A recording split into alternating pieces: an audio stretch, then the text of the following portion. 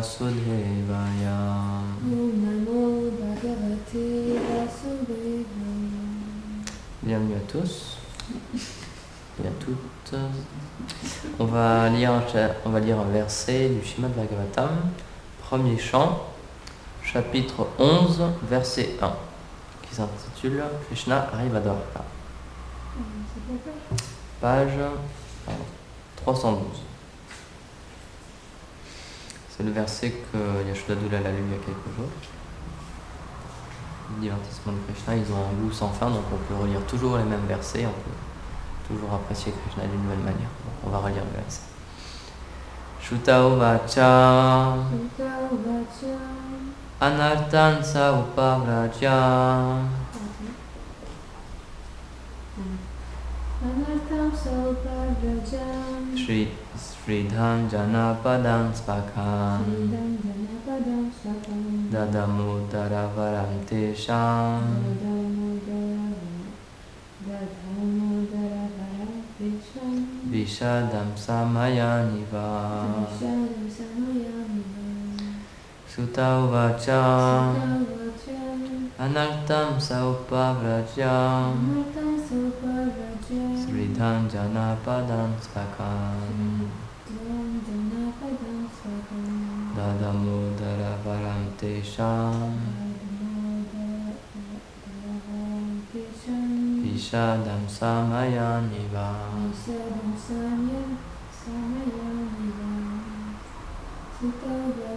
Sutta uvacha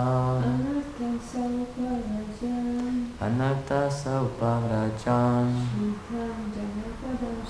Sridham janapadam spakan Dadmodara varam tesham Vishadam samayaniva. Traduction. Shuta dit, arrivant au pays des Anartas, à Dwarka, sa ville la plus prospère, Krishna souffla dans sa conque de bon augure, pour apaiser quelque peu les souffrances des habitants. Commentaire. Selon Srila Vishwanath Chakravarti Thakur, il est expliqué dans le 11e chant comment Krishna, arrivant à Dwarka, est glorifié par les habitants, comment il rencontre ses amis et donne satisfaction à ses femmes. Le mot Dalavaram se réfère à sa conque. Le Seigneur s'est éloigné de sa ville pendant une longue période à cause de la bataille de Kurukshetra, ce qui provoqua la séparation avec ses habitants. Si intenses sont les sentiments de séparation de ces dévots qu'un instant leur semble un millénaire. Aussi passaient-ils leur temps dans la séparation, à attendre son retour. Le son de la conque de Krishna annonça sa présence, ce qui dissipa leur lamentation, car sans le voir directement, leur douleur ne pouvait être complètement dissipée. Ainsi, le mot Iva, quelque peu, est utilisé. Om Gyanati Mirandasya Gyananjara Salakaya Chakshurunditam Yena Tasmai Shri Gurave Namaha Namaho Vishnu Padaya Krishna Peshnaya Bhutale Srimad Bhakti Swarupa Dhamodariti Namine Namaho Vishnu Padaya Krishna Peshnaya Bhutale Srimate Bhaktivedanta Swaminiti Namine Namaste Sarasvati Deve Gauravani Pracharine Nirvishesha Sunyavani Paschatya Desatarine Jaya Shri Krishna Chaitanya Prabhu Nityananda Shri Advaita Gadada Shivasari Gaura Bhakta Vrinda Hare Krishna Krishna Krishna Hare Hare Hare Rama Rama Rama Hare Hare Hare Krishna Krishna Krishna Hare Hare Hare Rama Rama Rama Hare Hare Vrindaye Tulsi Devyaye Priyaye Keshava Sacha Krishna Bhakti Pradidevi Satyavachaya Namo Namaha Panchakarpatarubhyascha Kripa Sindhubhya Vacha Patitanam Pavanebhyo Vaishnavebhyo Namo Namaha. Bienvenue à tous encore une fois. Le principe donner des classes sous l'instruction d'un maître spirituel, c'est quelque chose d'extrêmement incroyable quand même, parce que Yashoda Doulal par exemple et de nombreux d'autres dévots, ils chantent ce verset aussi en invocation avant de commencer à parler, qui explique que par la grâce du maître spirituel, de la parampara de Krishna, quelqu'un qui est infirme, il peut gravir des montagnes, et quelqu'un qui est sot peut parler. Donc c'est exactement ça le processus. Si notre maître spirituel nous donne un service, c'est expliqué qu'en fait il donne deux choses. Quand le maître spirituel donne une instruction, il donne l'instruction et il donne la capacité d'accomplir cette instruction, la puissance pour pouvoir accomplir cette instruction. Donc on est vraiment endettés envers nos maîtres spirituels parce qu'ils nous ont... On leur a demandé de nous engager dans la mission de Chaitanya Mahaprabhu parce qu'on avait un petit désir, on avait une foi qui s'était manifestée et grâce à eux, on va pouvoir obtenir le plus grand joyau, on va pouvoir obtenir Gauravani, on va pouvoir obtenir le message du Seigneur Chaitanya. Et le message du Seigneur Chaitanya, c'est l'amour pour Krishna. C'est lui qui peut, dans cet âge de Kali, c'est lui qui peut nous donner cet amour pour Krishna. Et dans ce verset, c'est intéressant parce qu'on voit l'effet qui se passe dans le cœur d'une personne quand il reçoit cet amour de Krishna. Donc c'est expliqué que Krishna a dû partir de Dwarka, et donc en partant, il a laissé ses dévots, comme c'est expliqué, ses chers dévots. Or, les dévots du Seigneur sont des personnes qui ont le Seigneur dans leur cœur. Donc on peut se dire que si le Seigneur est présent dans leur cœur, il est toujours là avec eux. Mais, comme l'expliquait Yashoda Doulal, la présence physique, c'est quand même quelque chose qui est irremplaçable. C'est expliqué par exemple qu'il y a Vapu et Vani. Pour un maître spirituel, il y a sa présence physique, Vapu, donc le service qu'on peut lui offrir physiquement, et il y a Vani ensuite, c'est ses instructions, son message, etc. Mais Vapu, c'est une chose en elle-même. C'est bien une chose qui a un nom. Donc quand le Seigneur suprême n'est plus physiquement présent, même s'il est toujours présent dans le cœur d'un dévot, dans ses pensées, dans ses prières, etc., il y a quand même un manque qui est ressenti. Donc là, c'est ce qui se passait pour les habitants de Dwarka, en fait. Le Seigneur était parti, et donc, comme l'explique ce verset, si intenses sont les sentiments de séparation de ces dévots, qu'un instant leur semble un millénaire. Et donc, ça, ce sentiment-là de voir le temps s'écouler extrêmement lentement sans le Seigneur suprême, c'est ce qu'on doit nous aussi développer. Les sentiments qu'ont les habitants de Dwarka, c'est le but de notre sadhana, c'est une des choses qu'on doit pouvoir développer dans notre cœur, ce sentiment de séparation intense. C'est pour ça que tous les matins, on chante le Shikshastakam, les versets que nous a donné Chaitanya Mahaprabhu, et ces versets-là, en fait, ils sont la quintessence parfaite du développement de l'amour de Dieu. Donc c'est expliqué comment développer l'amour de Dieu avec le chant descendant, etc. Et c'est même expliqué les sentiments qu'on va devoir développer, les sentiments qui vont apparaître graduellement dans notre cœur. Donc dans le Shikshastakam, il y a vraiment tout qui est condensé, on peut tout comprendre. Il y a toute l'essence du mouvement de Chaitanya Mahaprabhu qui est contenu dans ce Shikshastakam. Il nous explique à quoi ça sert son mouvement, quelle est la finalité, quel est le but. Le but, c'est de développer des sentiments pour le Seigneur suprême. C'est le seul but de ce mouvement de Mahaprabhu. Un but secondaire, on va dire, qui est là quand même, c'est de partager ce message à d'autres personnes pour que d'autres personnes puissent entrer en contact avec le Seigneur suprême. Mais pourquoi d'avoir rencontré en contact avec le Seigneur suprême? C'est pour développer ce sentiment d'amour. Donc c'est pour ça que c'est expliqué que nos acharyas expliquent que Chaitanya Mahaprabhu, il a ouvert une école pour pleurer. C'est ça le but de notre sadhana. C'est ça le but de notre service tous les jours. C'est ça le but de notre présence ici. C'est ça le but du fait de chanter des tours, de faire des vœux, de suivre des règles, etc. C'est pour apprendre à pleurer pour le Seigneur suprême. Il y a un verset du coup du Shikshastakam. Yugaitam nimeshena chakshusha pravishaitam sunyaitam jagat sarvam govinda virahename, qui explique, donc Mahaprabhu qui explique au Seigneur, sans toi le monde est vide, et un instant me semble être un millénaire. Donc on retrouve ça chez les habitants de Dwarka. Donc c'est vraiment un point central de notre pratique, encore une fois, c'est de développer ces sentiments pour le Seigneur. C'était très intéressant, j'ai trouvé très intéressant et très inspirant ce que Yashoda Doulal partageait. Il faisait une réflexion il y a quelques jours et il expliquait que ce que Krishna il veut, c'est 100%. Ce que Krishna attend de nous, c'est 100%. Et à partir du moment où on se donne à 100%, comme il disait là, Krishna il dit, c'est bon, là ça commence à devenir intéressant. Là on peut commencer à discuter, là je peux apparaître dans ta vie. Et donc je réfléchissais à ça ces derniers jours et c'était vraiment très intéressant comme sentiment, je trouve, Donc certes, c'est quelque chose de très élevé, mais c'était vraiment intéressant de se dire, à partir du moment où je serai prêt à me donner à 100%, Krishna va arriver dans ma vie et il va me demander de faire des choses, du coup, parce qu'il sait que je vais être à 100%, il sait qu'il va pouvoir me demander quoi que ce soit et que je vais le faire. Et donc à partir de là, il va pouvoir travailler avec moi, je vais devenir son associé littéralement, dans le sens où je vais lui servir à quelque chose, je vais lui être utile. Il va se dire, tiens, lui, ce dévot-là, je peux compter sur lui. Je peux lui demander quoi que ce soit à n'importe quelle heure, je sais qu'il va le faire. Et donc, même matériellement, quand on sait qu'on a un ami, une connaissance, et on sait qu'on peut compter sur lui, on a envie de travailler avec lui. Parce qu'on sait, j'aime bien faire des projets avec cette personne, parce qu'à chaque fois, il est partant, à chaque fois, il est vraiment très enthousiaste, à chaque fois, on peut faire plein de choses, il est prêt à faire des sacrifices, il est prêt à vraiment se mettre à fond avec moi, en fait. Non, pour travailler avec moi.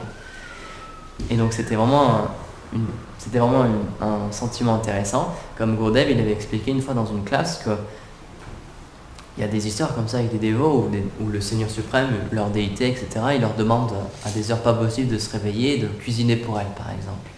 Et donc Gurudev, il expliquait que si Krishna ne nous demande pas ça en ce moment, c'est parce qu'on ne serait pas prêt à le faire. Si Krishna venait maintenant toquer à notre porte à 3h du matin et nous dit « je veux mon sweet rice », on ne serait pas prêt à le faire. Et c'est pour ça qu'il ne le fait pas.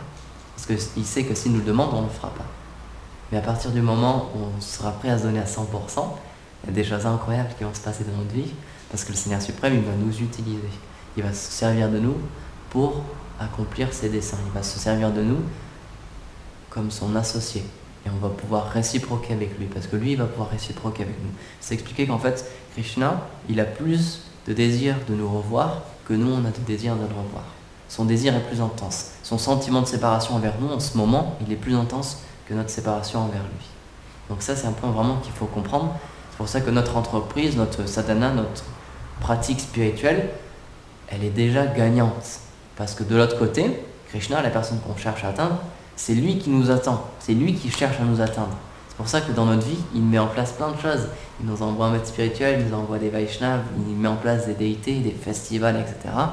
Et il fait plein de choses dans la vie d'un dévot pour que ce dévot, petit à petit, se tourne vers lui. C'est expliqué qu'au moment de la mort, et quand on atteindra le Seigneur, au moment où on atteint vraiment les pieds par les au-dessus du Seigneur, où on est libéré du cycle des morts et des renaissances, où on atteint la demeure du Seigneur, à ce moment-là, il y aura comme un flashback et on va revoir toute notre vie et on va voir, Krishna était là à tel moment. Et on va voir que derrière chaque chose, c'était Krishna qui était présent pour qu'on se tourne vers lui. Tout ce qui se passe dans notre vie, c'est pour ça en fait. C'est pour que petit à petit, d'une manière ou d'une autre, on se tourne vers lui. C'est pour ça que c'est expliqué que Krishna, il représente la justice. Mahaprabhu, c'est plus la compassion, par exemple, la miséricorde. Mais Krishna, en tant que personne, il a un aspect de justice. Il se donne en proportion du pourcentage où on se donne. Si on se donne 1%, il donne 1%. Si on se donne 100%, il se donne 100%. C'est pour ça que Krishna explique dans la Bhagavad Gita, Yetamam Prapayante, je réciproque avec l'amour de mes dévots. Ça veut dire que si tu me donnes tant, je te donne tant. C'est précis, c'est net, c'est clair, tu me donnes 5%, je te donne 5%. Donc ça, c'est ce que le Seigneur explique. Mais les associés du Seigneur, et particulièrement Srimati Radharani, ils voient que Krishna, il est en manque de nous, ils voient que Krishna, il a besoin de nous et on n'est pas là en ce moment. Donc ils sont en train de faire des plans pour nous ramener au Seigneur suprême. C'est pour ça que Chaitanya Mahaprabhu, il est la miséricorde personnifiée. Pourquoi ? Pas parce que c'est Krishna, mais parce que c'est Krishna qui a le sentiment de Radharani. C'est parce qu'il a le sentiment de Radharani qu'il est miséricordieux. Sans ça, il ne le serait pas. Sans ça, il serait encore dans son aspect de justice, en tant que Krishna. Donc là, ça prendrait beaucoup de temps pour retourner à lui. Mais en fait, puisque Srimati Radharani, c'est elle qui nous engage dans son service, dans le service de Krishna. C'est pour ça qu'on est des Gaudiya Vaishnavas. Gaudiya, ça vient du mot Gauri aussi, donc qui représente Srimati Radharani. On est des serviteurs de Radharani parce que c'est elle qui nous engage dans le service à Krishna. On ne considère pas qu'on est qualifié pour être engagé directement dans le service de Krishna. On demande à Srimati Radharani parce qu'elle est la dévote parfaite, elle est la représentation, elle est la quintessence, elle est la manifestation de l'état d'esprit de service et d'amour. On lui demande de bien vouloir nous engager dans le service à Krishna. Et donc, ce qu'il faut comprendre, c'est que notre identité éternelle, qui est cachée, qui est déjà là dans notre corps, mais on l'a oubliée, qui est dans notre cœur, dans notre âme, au fond de notre âme, elle est déjà là, mais on l'a oubliée. Cette identité, c'est Nitya Krishnadas. C'est d'être un serviteur éternel de Krishna, de Radha et Krishna. Et donc, éternellement, chacun d'entre nous, toutes les personnes, toutes les âmes spirituelles, elles ont une place précise à Goloka Vrindavan ou dans un des royaumes du Seigneur suprême. Et cette place-là, elle est irremplaçable. Dans le sens où notre philosophie, on explique qu'on est un et en même temps on est différent avec le Seigneur suprême. C'est le Tattva de Mahaprabhu, c'est le message qu'il est venu nous apporter, c'est la philosophie qu'il est venu nous apporter. Achintya Beda Aveda Tattva. On est un et différent avec le Seigneur suprême en même temps. On est un dans le sens qualitatif. On a les mêmes qualités que le Seigneur suprême. On a de la beauté, on est éternel, on est plein de félicité, etc. Mais on est différent en quantité. On a toutes ces qualités, mais d'une manière infime, d'une toute petite quantité. Donc l'exemple qu'on donne, c'est comme un feu flamboyant, et il y a des petites étincelles qui s'échappent de ce feu. Donc ces étincelles, elles ont la même nature, elles sont faites du feu, elles sont comme le feu, mais elles sont infimes, elles sont toutes petites. Donc c'est pour ça qu'éternellement, on est quand même différent du Seigneur suprême. Mais, puisqu'on est tous différents, puisqu'on est tous différents du Seigneur suprême, ça veut dire que je suis une âme spirituelle, et vous êtes tous une âme spirituelle, et qu'on restera à jamais une âme spirituelle. C'est pour ça que notre philosophie, c'est pas qu'on se fond avec la vérité suprême, au moment de la mort, au moment de la libération. Ça, c'est pas notre philosophie. Chaitanya Mahaprabhu et nos acharyas, ils ont expliqué qu'on est une âme spirituelle unique et qu'on le restera à jamais. Parce qu'on a une place unique dans le monde spirituel avec Krishna, à son service. Et donc, en toute logique, cette place-là, puisqu'elle est unique, personne ne peut la prendre à part nous. Donc c'est-à-dire que si en ce moment on est dans ce monde matériel, c'est-à-dire qu'on n'est pas à Goloka Vrindavan, donc c'est-à-dire qu'il y a une place à Goloka Vrindavan qui n'est pas occupée. C'est-à-dire qu'il y a un service pour le Seigneur suprême qui nous attend, notre service. C'est-à-dire qu'il n'est pas fait en ce moment. Et c'est une des raisons pour laquelle Srimati Radharani et les associés du Seigneur suprême, ils viennent et ils font des plans pour nous ramener. Parce qu'ils savent que Krishna, il est triste en ce moment parce qu'il y a un service qu'on n'est pas en train de... qui ne lui est pas rendu. Et puisque Srimati Radharani, c'est la patronne, c'est elle qui gère tous ces services, c'est elle qui nous engage tous, d'une manière ou d'une autre, plus ou moins directement dans le service de Krishna. C'est grâce à elle qu'on peut retourner à Krishna. C'est elle qui représente l'aspect de compassion. Donc encore une fois, Mahaprabhu, il représente parfaitement cet aspect-là. C'est pour ça qu'il est Krishna qui a voulu goûter le sentiment de Radharani. Donc en goûtant le sentiment de Radharani, il s'est mis à avoir de la compassion lui aussi. Et il s'est mis à vouloir délivrer les âmes déchues, à vouloir les ramener au service du Seigneur suprême. Leur permettre à eux aussi de goûter cet amour de Dieu. Donc un des symptômes de ces symptômes de cet amour de Dieu, c'est un profond état de séparation envers le Seigneur suprême. Un état de séparation qui apparaît quand, premièrement, le Seigneur suprême n'est pas présent, comme par exemple avec les habitants de Dwarka. Encore une fois, toutes nos écritures sacrées, tous les textes védiques, etc., toutes les histoires qu'il y a dans les textes védiques, spécialement avec le Seigneur suprême ou ses associés, c'est pour nous apprendre quelque chose. Donc si il est expliqué, il est précisé, il est mentionné que les habitants de Dwarka ont un sentiment de séparation et qu'un instant leur semble être l'éternité, c'est parce que c'est important pour nous. C'est parce que ça veut dire quelque chose. Dans les Védas, il n'y a rien qui est inutile. Il n'y a pas un seul mot, pas une seule syllabe, pas une seule phrase, pas un seul chapitre qui est inutile. Donc si cette chose-là est présente, ça veut dire qu'on peut en tirer quelque chose. Donc premièrement, il y a ce sentiment de séparation quand on est loin de Krishna. Et donc en tant que sadhaka, en tant que pratiquant, en tant que personne qui veut réaliser sa réalité spirituelle, c'est un des sentiments petit à petit qu'on doit développer. De se rendre compte que le Seigneur suprême n'est pas présent dans notre vie, qu'on ne le voit pas à chaque instant. Et petit à petit, ça doit nous causer un état d'esprit où on a un désir de voir Krishna. Ça, c'est un des buts de notre sadhana, c'est de développer une attraction pour le Seigneur suprême, devenir attiré par lui. Et ensuite, puisqu'on va devenir très attiré par lui, on va avoir un sentiment de manque. C'est quelque chose de, même mathématiquement, même matériellement, ça se connaît. Par exemple, on peut développer une relation à distance, c'est possible. Maintenant, avec Internet spécialement, on peut communiquer avec des personnes qu'on n'a jamais vues. Et on peut tisser des liens avec ces personnes. C'est possible, je pense que ça arrivait déjà à tout le monde, surtout quand on était enfant. Moi, je me rappelle, on avait des correspondants à l'école, on avait fait des liens avec d'autres pays, on avait des correspondants aux Pays-Bas par exemple. Et il y a une vraie relation qui s'installe, on peut discuter avec ces personnes, on peut échanger des sentiments et on peut connecter, même si on a juste en face de nous une feuille de papier ou si juste un texte sur Internet. il y a quelque chose qui s'éveille dans notre cœur. Donc de la même manière, c'est possible d'éveiller une relation avec le Seigneur suprême, même si on ne l'a jamais vu. C'est possible. Et c'est le but de notre sadhana, c'est le but de notre japa, c'est de se connecter avec le Seigneur suprême pour petit à petit devenir attiré par lui. Et donc quand il y aura cette attraction vers le Seigneur suprême, quand petit à petit il y a un goût qui va venir, on va développer ce sentiment de séparation. Et c'est un des buts de notre, encore une fois c'est un des buts de notre sadhana, c'est de se sentir séparé du Seigneur suprême. Et quand il y aura ce sentiment de séparation qui va apparaître, petit à petit, ça va orienter nos actions. Comme disait Yashodhara, ce que Krishna attend de nous, c'est 100%. Mais c'est difficile de donner 100% à quelqu'un qu'on ne connaît pas. Si on n'a pas d'intérêt avec cette personne, si on n'a pas de relation, si on n'a pas de lien, c'est pas possible de faire confiance à quelqu'un, de vouloir donner sa vie pour quelqu'un qu'on ne connaît pas. Donc c'est pour ça qu'on chante des chants, on lit à propos des divertissements de Krishna, on écoute des sadhus parler à propos de Krishna. Tout à l'heure on va chanter le chant de Damodar, c'est pour éveiller nos sentiments. C'est pour ça qu'on fait l'arti aussi, comme tu l'expliquais Yashodhara. Le corps c'est juste un véhicule pour, comme on dit, véhiculer notre amour, pour pouvoir donner notre amour à Krishna qui est sous la forme de la déité. C'est pour ça que le puja c'est quelque chose de très spécial, parce qu'on a la possibilité de physiquement faire quelque chose pour le Seigneur, de lui donner quelque chose. Tripuri Maharaj, il explique que là où est notre cœur, se trouve notre corps en fait. Le corps c'est juste un véhicule. Si nos pensées se tournent vers quelqu'un ou notre cœur se tourne vers quelqu'un, c'est comme si tout notre être il était emporté par ça. Et ça c'est un principe vraiment important à comprendre. Comme Gurudev l'explique, notre trésor il est là où est notre cœur. Donc c'est pour ça que si on donne notre cœur à Krishna, à Radharani, à leurs associés et à notre maître spirituel, parce que c'est lui qui va pouvoir donner notre cœur ensuite à Radharani et à Krishna, si on donne notre cœur aux Vaishnavas, ils vont l'emporter très très loin, ils vont l'emporter à Goloka Vrindavan et ensuite notre corps il va être obligé d'y aller. Notre mental il va être obligé d'être attiré, notre intelligence elle va être obligée d'être attirée. Parce qu'en ce moment on est recouvert.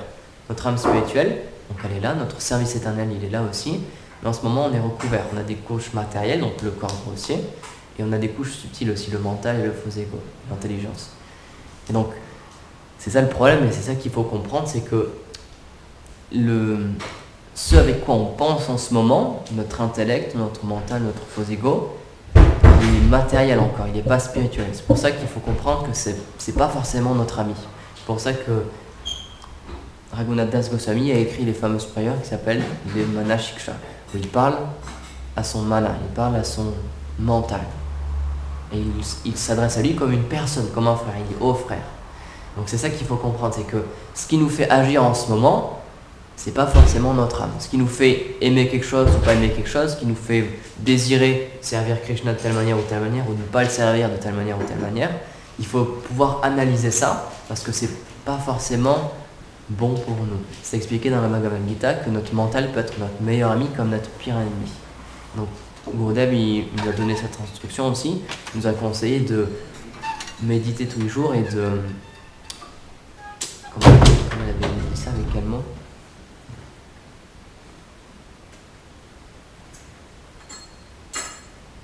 Je vais parler avec Ashesha hier.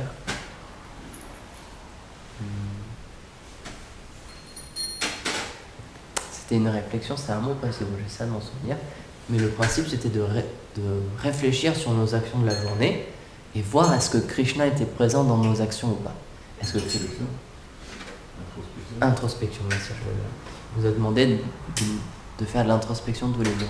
Et il nous a dit, c'était pour me motiver, il nous a dit, vous allez voir que si vous réfléchissez à vos actions, Krishna n'était pas là. On va voir qu'on a fait plein de choses dans la journée, on s'est levé, on a chanté, on a fait des actions, on a coupé des légumes, on a ouvert des livres, on a peint des portes, comme Chacha hier, on avait plein de choses, mais Krishna n'était pas forcément là. En ce moment, donc, c'est le mois de Kartik qui a commencé, donc Satchinananda Maharaj, chaque année, il fait des méditations pour le mois de Kartik, tous les jours.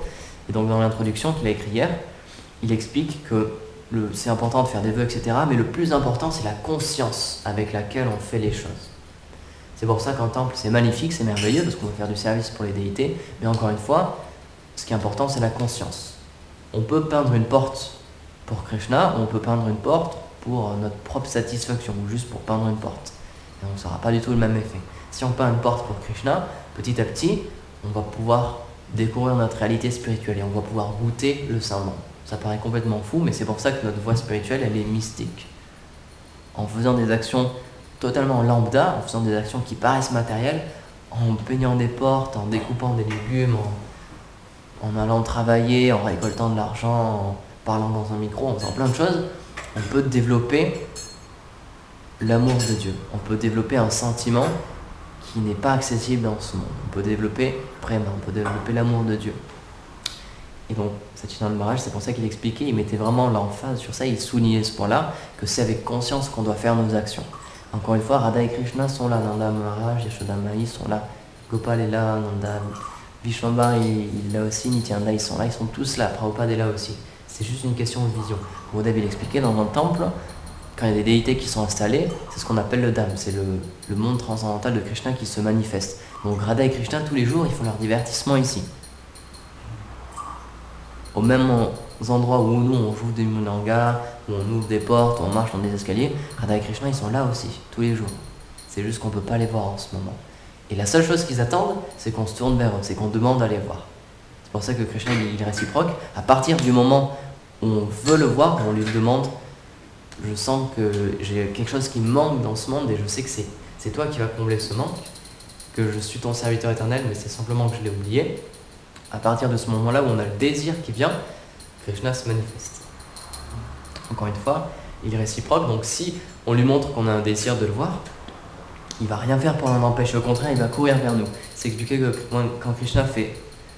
quand nous faisons un pas vers Krishna, Krishna il en fait 100 ou il en fait 1000, parce qu'il attend que ça en fait. Il est tellement en séparation de nous qu'il est prêt à tout faire pour venir nous récupérer, pour venir nous chercher, pour qu'on puisse passer du temps avec lui. C'est comme il y a l'histoire avec Gopakumar dans le Bhagavatamrita. Quand il est retourné auprès de Krishna, il a couru vers lui, il l'a embrassé et il était tellement heureux, il a dit où étais-tu tout ce temps-là, je t'attendais. Donc c'est exactement ça. Krishna Maharaj, il a écrit un livre qui s'intitule Le Seigneur de l'amour à la recherche de ses serviteurs perdus. Et c'est exactement ça. Krishna, c'est le Seigneur de l'amour et il est prêt à nous donner cet amour, c'est juste nous en ce moment, on ne veut pas trop. En ce moment, on a encore des désirs matériels, on veut encore faire notre propre vie. On veut encore essayer d'être heureux par nous-mêmes. On peut essayer, Krishna nous a créé un monde qui est fait que pour ça. On peut avoir un nombre de vies illimité dans ce monde matériel. Mais si on veut goûter à quelque chose un vrai nectar, quelque chose qui va nous satisfaire 100% à chaque minute de notre vie, à chaque seconde de notre vie, peu importe l'environnement dans lequel on sera, cette chose-là, c'est l'amour de Dieu. C'est la seule chose qui peut réellement nous satisfaire. Parce que c'est notre identité réelle. C'est juste qu'on l'a oublié. Encore une fois, le problème dans ce monde, c'est qu'on est tous schizophrènes. On pense qu'on est un homme, qu'on est une femme, qu'on est un président, qu'on est un guerrier, qu'on est quelqu'un avec de l'argent, qu'on est quelqu'un de pauvre, qu'on est quelqu'un de triste, ou qu'on est quelqu'un de malade. Mais en fait, on est juste des schizophrènes. Parce que la seule chose qu'on est réellement, c'est un serviteur de Radha et Krishna. C'est un pâtre, une gopi, une fleur, peu importe. C'est d'être quelqu'un qui est au service de Krishna. Et le seul problème qu'on a dans ce monde, c'est qu'on l'a oublié. La seule cause de souffrance qui existe dans ce monde, c'est qu'on a oublié notre identité réelle. Schizophrène plus Alzheimer à la fois. Ouais, je l'ai déjà dit, on est schizophrène plus Alzheimer à la fois. C'est vrai, on l'est tous. Oui. C'est ça le problème. Et donc c'est pour ça que le Seigneur suprême, il envoie ses purs associés, ses associés éternels, pour nous donner un moyen de retourner vers lui. C'est pour ça qu'il envoie des Vaishnavas, il met en pouvoir des Vaishnavas pour qu'ils puissent devenir maîtres spirituels, pour qu'ils aient la puissance de connecter quelqu'un au service de dévotion. Et c'est pour ça qu'il y a des fêtes Vaishnavas qui existent. Yashoda Dual, il expliquait que normalement, en Inde, quand il y a une apparition ou une disparition d'une personne en festival, en général, il y a le jour d'apparition qui est célébré, mais le jour avant et le jour d'après, ils sont aussi célébrés. Et donc, de cette manière, pratiquement toute l'année, en fait, il y a un festival. Pratiquement toute l'année, il y a une excuse, il y a une obligation de se rappeler de Krishna, de ses associés, de les glorifier, de chanter leur nom, d'honorer leur prashadam, etc. Et c'est par tous ces moyens-là qu'on va pouvoir petit à petit développer du coup pour le Seigneur suprême et pour son service de dévotion. Et donc, le mois de Kartik, c'est un mois très spécial parce que tous les jours, on a l'opportunité de chanter directement pour Damodar, de chanter directement pour Krishna. Donc ici on est très fortunés parce qu'on a des déités très spéciales, il y a Nanda Maharaj, Yashodamai et Gopal qui sont venus. Donc on va pouvoir chanter tous les jours. Donc pour les dévots qui entendent cette classe, s'ils ont la possibilité de venir au temple, c'est merveilleux parce que peu importe le moment de la journée, nous on le fait le matin, non, peu importe toute la journée, il y a des mèches qui sont présentes, c'est une cloche et une flamme qui sont présentes. Donc tout le monde peut venir dans le temple et offrir une lampe à Gopal pour lui demander de capturer notre cœur. Comme disait Yashoda Dulal, c'est le plus grand des voleurs, Krishna. Donc, en faisant cet acte-là, en lui offrant une lampe, on lui explique, bon, même si j'ai pas encore un désir pur pour toi, je sais que tu es le Seigneur suprême et je sais que c'est avec toi que ma réalité, je sais que c'est avec toi ma réalité, avec personne d'autre. Donc en faisant cet acte-là, en faisant cet effort-là de lui offrir une flamme, on lui montre notre intention, on lui montre j'essaie de venir avec toi d'une manière ou d'une autre, d'une manière plus ou moins pure, avec un désir plus ou moins intense, mais je fais quelque chose pour toi. Et donc, encore une fois, le Seigneur est réciproque. Toutes les personnes qui font quelque chose pour lui, ne serait-ce que lui offrir une lampe, il garde ça en tête toute sa vie, et ensuite, petit à petit, il va mettre en place des plans pour venir nous chercher. Donc, on est très fortuné d'avoir ce mois, de pouvoir fêter ce mois de Kartik. Donc voilà, maintenant on va chanter pour Gopal et on va offrir des lampes au Seigneur suprême. Et à Nishinya Tout à l'heure, quand tu as dit d'expliquer le verset Yatama Prapanote, ça m'a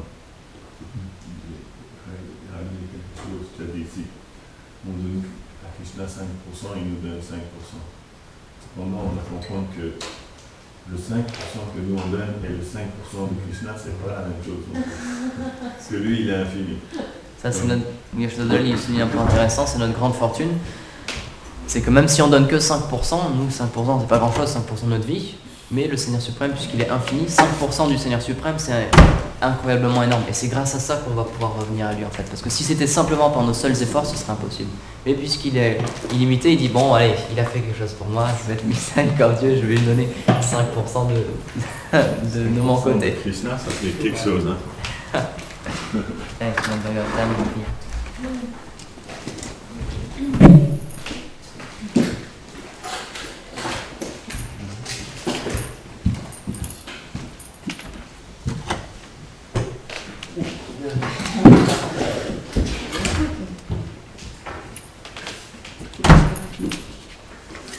Ouais.